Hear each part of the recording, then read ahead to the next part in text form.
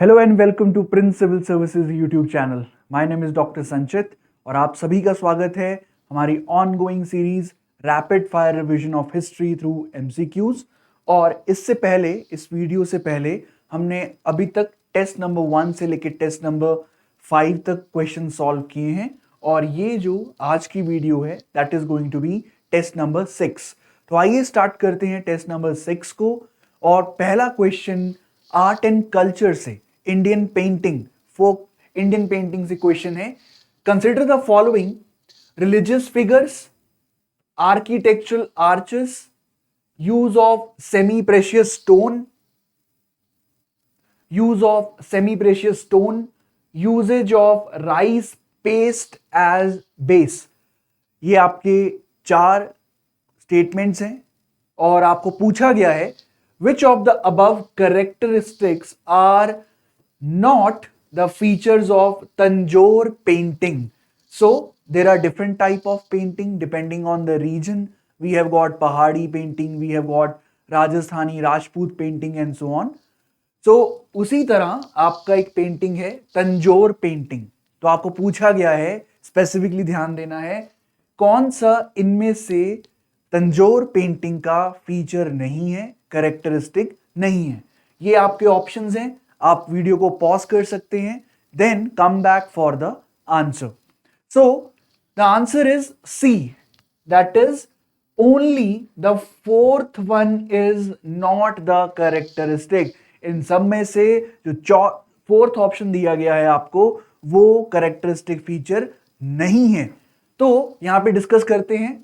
जो तंजौर पेंटिंग है वो बेसिकली आपका कॉम्बिनेशन है आर्ट एंड क्राफ्ट का, और थंजावुर जो कि तमिलनाडु में है वहां पे आपका डेवलप हुआ था।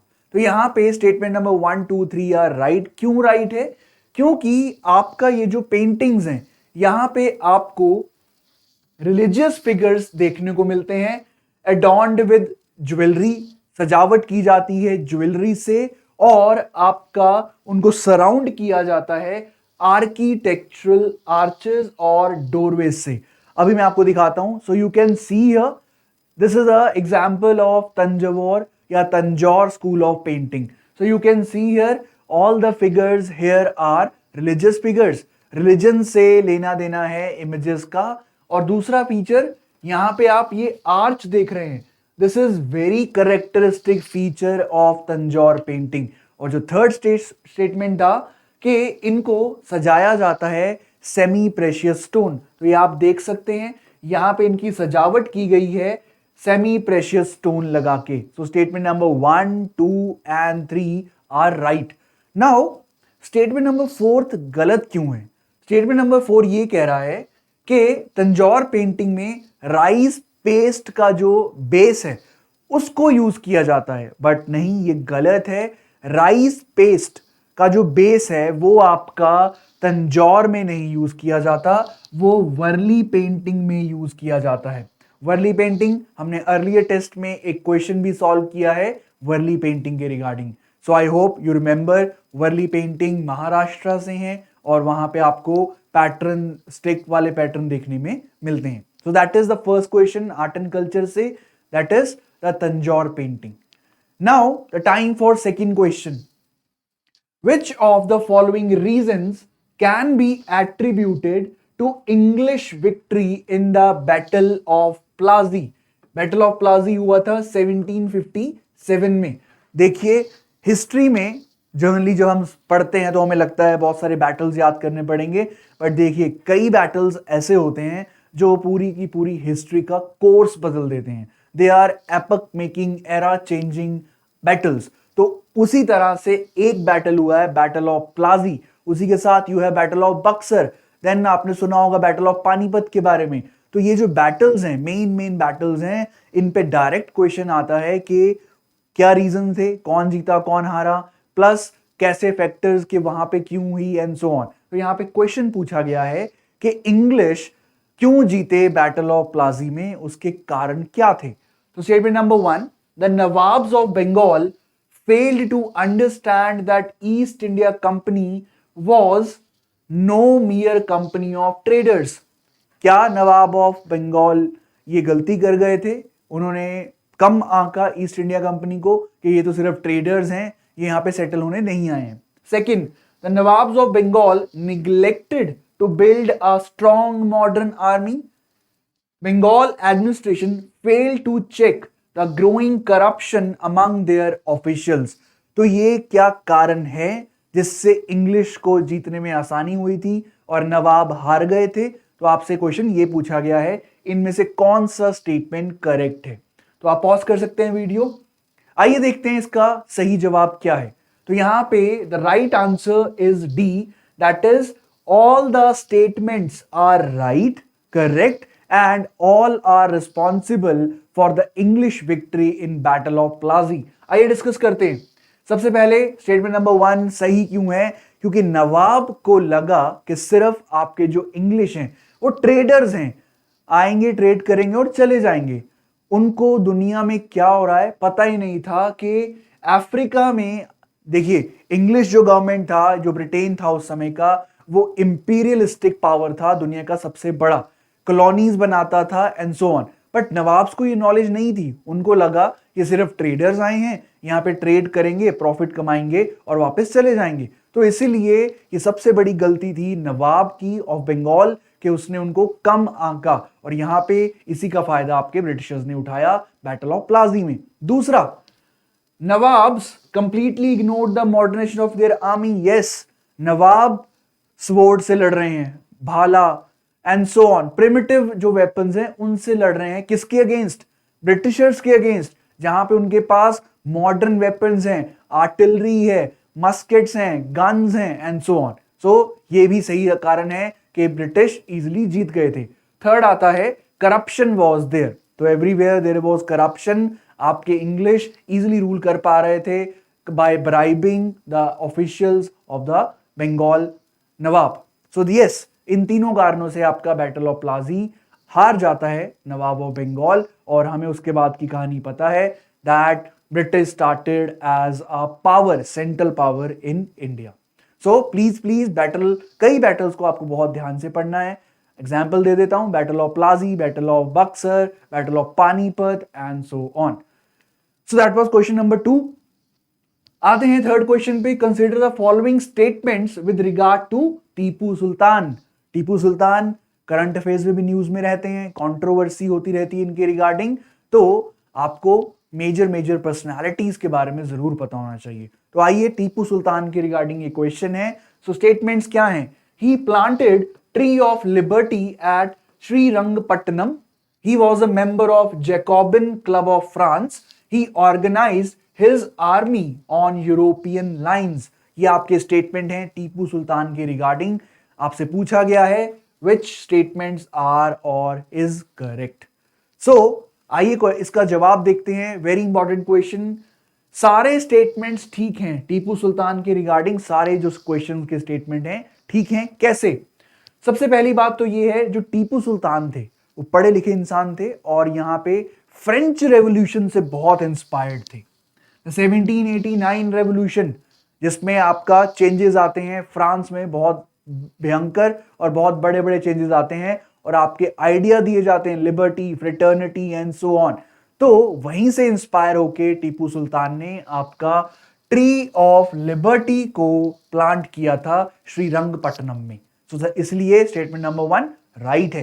Statement number 2, he was a member of Jacobin club of France. ये क्लब था जहां पे इंटेलेक्चुअल डिस्कशंस होते थे, लिबर्टी की बातें होती थी। तो यस, यहां पे आपका जो टीपू सुल्तान थे वो इसके मेंबर थे। Third statement is also right because he wanted to fight the foreign powers, specially the Britishers. तो इसी के चलते इन्होंने अपनी आर्मी को आपका मॉडर्नाइज किया, अपनी आर्मी को इन्होंने मस्केट्स एंड बेयोनेट्स ये यूज करना सिखाया, जिससे कि वो आपका यूरोपियन पावर से लड़ सकें। So that is why Tipu Sultan is very important character in the history। Controversy चलती रहती है, but you need to remember such figures also। तो यहां पे मैं आपको बता दूं, फेमस हिस्टोरिकल पर्सनैलिटीज जरूर याद करें। सबसे पहले स्टार्ट करें गांधी जी से, BR अम्बेडकर, जवाहरलाल नेहरू, वल्लभ भाई पटेल, सुभाष चंद्र बोस, और स्पेशली जो करंट अफेयर्स में रहते हैं उनको तो आपको याद करना ही करना है। स्पेशली आप ये भी ध्यान रखें, अगर कोई इवेंट या किसी पर्सनैलिटी के 100th डेथ एनिवर्सरी हुआ है या बर्थ एनिवर्सरी हुआ है, 100 साल, 200 साल, 300 साल हुए हैं पूरे, तो वो और भी इंपॉर्टेंट हो जाता है। अभी नहीं, इस साल नहीं तो अगले साल क्वेश्चंस आ सकते हैं ऐसे पॉइंट्स के ऊपर। So that was the question regarding Tipu Sultan. Next question. In the South Indian medieval history, there is a lot more known and recorded about Cholas. Cholas के बारे में आपका बहुत ज्यादा आपको इंफॉर्मेशन मिलती है अगर आप उनके प्रेडिसर जो उनसे पहले आए थे अगर उनसे कंपेयर करें। तो क्वेश्चन ये पूछ रहा है कि इसका कारण क्या है कि चोलास के बारे में आपको बहुत कुछ जानने को मिलता है as compare to their predecessors. तो यहां पे 4 रीजंस हैं, आइए देखते हैं रीजंस कौन से हैं। Chola courts housed several poets and authors who wrote about the kings and the kingdom. Second, temples built by Chola kings have long inscriptions written on their wall about the victories. Third, Sangam literature gives detailed account of historical narratives of the king and the society of that time, and travelers and traders visiting Chola Empire have written extensive literature about the kingdom. आपसे question पूछ रहा है कि चोलास के बारे में आपको information ज्यादा क्यों मिलती है। आपके 4 स्टेटमेंट्स हैं, आपको पता करना है दैट कौन सा स्टेटमेंट सही है। So the answer is B. देखिए, इंपीरियल चोलास अपने टेम्पल आर्किटेक्चर के लिए जाने जाते हैं। आप सभी ने नाम सुना होगा बृहदेश्वरा टेम्पल या राजा राजा टेम्पल। तो चोलास क्या करते थे, बेसिकली वो जो टेम्पल्स की वॉल्स हैं उस पे बहुत ही लॉन्ग इंस्क्रिप्शंस लिखवाते थे। तो यहां पे 2 वर्ड्स होते हैं, मैन्यूस्क्रिप्ट एंड दूसरा होता है इंस्क्रिप्शन। तो इंस्क्रिप्शन बेसिकली जब आप किसी हार्ड सरफेस पे इंस्क्राइब करते हैं कोई चीज ताकि वो परमानेंटली आपका स्टोर हो जाए। तो आपके यहाँ पे हिस्ट्री में बहुत सारे इंस्क्रिप्शंस हैं, स्पेशली आपने सुना होगा अशोकाज इंस्क्रिप्शन। तो हर राजा जो महान राजा था उसके रिलेटेड कोई ना कोई ऐसा सोर्स आपको जरूर मिलता है इंस्क्रिप्शन की फॉर्म में जिससे आपको मेजर इंफॉर्मेशन मिलती है उस राजा के बारे में। तो यहां पे चोला क्या करते थे, टेम्पल्स की वॉल पे बहुत लंबी लंबी इंस्क्रिप्शंस लिखवाते थे और उसमें उनके बारे में, उनकी विक्ट्रीज के बारे में लिखा जाता था। तो इसीलिए हमें चोलास के बारे में इतनी नॉलेज आपको प्रेजेंटली अवेलेबल है। सो यहां पे जब भी आप चोला पढ़ें, इंपीरियल चोलास पढ़ें, तो वहां पे आपको याद करना है बृहदेश्वरा टेम्पल किसने बनवाया, राजा राजा एंड राजेंद्र वन का रोल क्या रहा है। चोला के पास सबसे बड़ी नेवी थी, उन्होंने जो बे ऑफ बंगाल है उसको चोला लेक में कन्वर्ट कर दिया था। So that is very important, the Cholas. Next question, with reference to Ahmedabad mill strike consider the following statements. Statement number 1, it was related to dispute between the workers and the European mill owners regarding working hours. पहला statement. Statement number 2, it was the first instance of hunger strike by Gandhi ji in India. It led to the formation of Textile Labor Association. And the last, these are the 3 statements. आपको पूछा गया है Ahmedabad mill strike के regarding आपके statements हैं जिसमें गांधी जी ने participate किया था, तो किस लिए हुआ and so on. So the right answer to this question is C, that is 2 and 3rd statements are right only, first statement is wrong. क्यों गलत है आइए देखते हैं।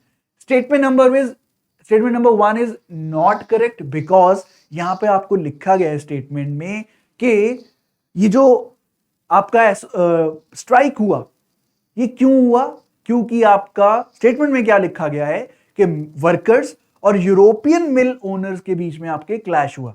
तो ये गलत है क्योंकि ये जो डिस्प्यूट था ये वर्कर्स और गुजराती जो मिल ओनर्स थे उनके रिगार्डिंग था और मुद्दा क्या था, प्लेग बोनस का। तो जब प्लेग फैला तो लोगों ने आपका शहर छोड़ना स्टार्ट कर दिया, तो उनको रोकने के लिए बोला गया कि आपको हम प्लेग बोनस देंगे, बट जब देने की बारी आई तो आपका वो मिल ओनर्स मुकर जाते हैं। तो यहां पे डिस्प्यूट स्टार्ट होता है और जिसको बोला जाता है अहमदाबाद मिल स्ट्राइक।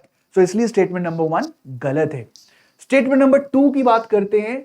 ये ठीक है क्योंकि गांधी जी ने इसमें अपना रोल प्ले किया और उन्होंने बोला आपको नॉन वायलेंट रह के इस स्ट्राइक पे जाना है, और इसी के साथ साथ गांधी जी ने इसको प्रोटेस्ट करने के लिए फास्ट अनटू डेथ रखा। तो यहां पे यस, ये बिल्कुल ठीक बात है कि गांधी जी ने आपका पहला हंगर स्ट्राइक कहां किया इंडिया में, एट अहमदाबाद मिल स्ट्राइक को सपोर्ट करने के लिए किया। तो यहां पे आपके जो मिल ओनर्स थे वो मान जाते हैं 35% इंक्रीज इन वेजेस देने के लिए। So that was a kind of victory for Gandhi ji. तो that is why he is so famous, because he started winning each battle at one time. Next आता है statement number 3 is correct, the movement went a long way. और यहां पे yes, इसका organise जो result निकला, एक तो आपका बात मान जाते हैं और साथ ही साथ यहां पे एक टेक्सटाइल लेबर एसोसिएशन की फॉर्मेशन भी होती है। तो yes, statement number 2 and 3 are right, statement number 1 is wrong, क्योंकि ये जो स्ट्राइक थी, डिस्प्यूट था, ये आपका वर्कर्स और गुजराती मिल ओनर्स के बीच में था, ना कि वर्कर्स और यूरोपियन मिल ओनर्स के बीच में। सो that was the one question. आपको एक चीज और बता देता हूं कि जब गांधी जी इंडिया में आते हैं तो वो डायरेक्टली कोई मास मूवमेंट नहीं स्टार्ट करते। हमें मास मूवमेंट कौन सी पता है उनकी, non cooperation movement, civil disobedience movement, quit India movement.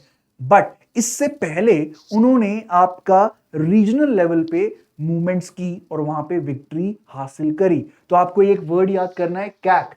Cake, Champaran, Ahmedabad and Kheda सत्याग्रह। सो आपको याद रखना है, ऑर्डर कई बार पूछा जाता है कि सबसे पहले कौन सा किया, चंपारण, चंपारण में जाके आपका सत्याग्रह हुआ, फिर उसके बाद अहमदाबाद मिल स्ट्राइक में पार्टिसिपेशन हुआ, तीसरा खेड़ा सत्याग्रह हुआ। तो ये था आपका question.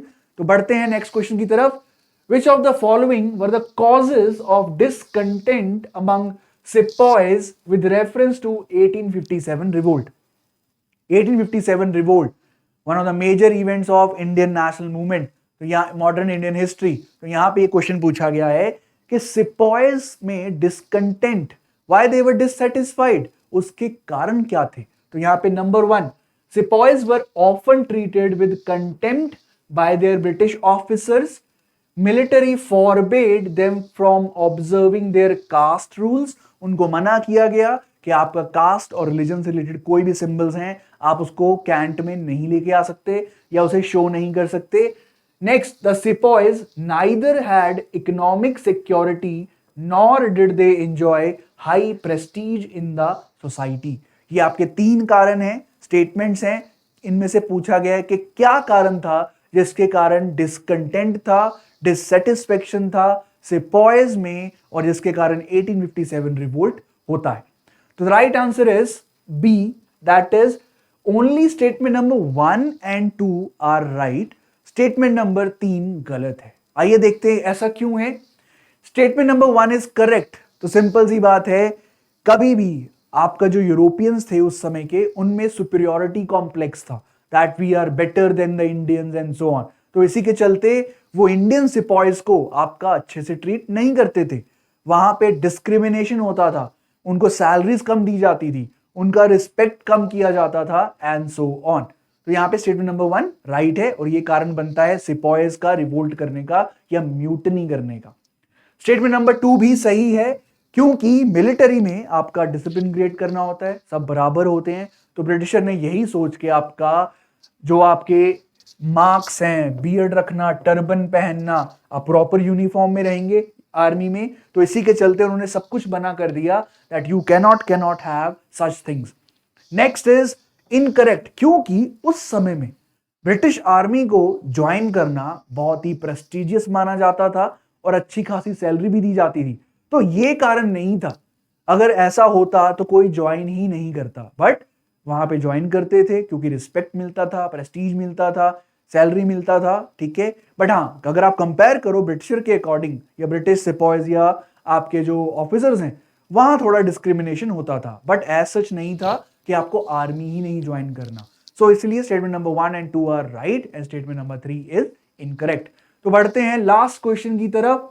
With reference to public safety bill 1928, Consider the following statements.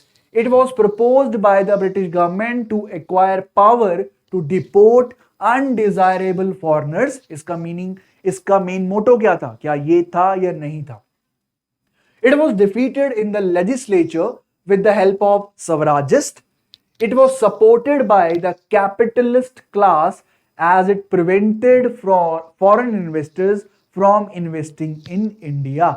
एक बिल आया था पब्लिक सेफ्टी बिल 1928 में, तो उसके रिगार्डिंग एक क्वेश्चन है, उसका मोटो क्या था, किसने उसको आपका सपोर्ट किया, किसने कौन इसके अगेंस्ट गया, एंड सो ऑन. तो right answer is B, that is first and second statement आपके करेक्ट हैं. Statement number 3 is not correct. क्यों? स्टेटमेंट नंबर 1 इसलिए करेक्ट है क्योंकि इसका जो मोटो था, देखिए British imperialism, they are capitalist, they were capitalist, but उनको ये डर था कि अगर इंडिया में या वर्ल्ड में कम्युनिस्ट या सोशलिस्ट आइडिया फैलने स्टार्ट हो गए, कौन से ideas? Socialist and communist idea, तो उनको खतरा है. Everyone will start pointing towards कि कैपिटलिस्ट सिस्टम गलत है, ब्रिटिश जो कर रहा है वो गलत है, एंड सो ऑन. तो इसी के चलते उनको कुछ पावर चाहिए था, तो इसके लिए उन्होंने एक बिल लाया, और जिसका मेन मोटिव था कि कोई भी अगर बाहर से आके इंडिया में सोशलिज्म कम्युनिज्म की बात करता है, तो अगर ब्रिटिश गवर्नमेंट चाहती है तो वो उसको बाहर निकाल सकते हैं. तो that was right. Yes, statement number 2 is also right because Swarajist, जो कि कांग्रेस का ही एक ग्रुप था, सवराजिस्ट ने आपका इसके खिलाफ एक एडजर्नमेंट मोशन पास किया और इसको डिफीट किया आपका पार्लियामेंट में, और इसी के कारण ये पास नहीं हो पाया. And the last statement is not correct. क्योंकि क्या स्टेटमेंट था कि आपकी जो कैपिटलिस्ट क्लास है आपका उन्होंने सपोर्ट किया था इसको? नहीं, गलत है. The bill was not supported by Indian capitalist class. आप नाम कुछ याद कर सकते हैं, पुरुषोत्तम दास, ठाकुर दास एंड GD बिरला, वो कैपिटलिस्ट क्लास में थे, वो they are the very big industrialist of India of that time, लेकिन उन्होंने भी आपका इसका प्रोटेस्ट किया था. So that is why statement number 3 is not correct. So ये था आपका test number 6. I hope the questions you were able to solve. If not, please look for the answer and explanation. Topic को आप दोबारा भी revise कर सकते हैं. एंड में प्रिंस सिविल सर्विसेज को प्लीज सब्सक्राइब करें, इस वीडियो को लाइक करें, शेयर करें, and please write down in the comment section if you want to provide any further information regarding the questions. So thanks for watching. Keep learning and keep watching the other videos. Thank you.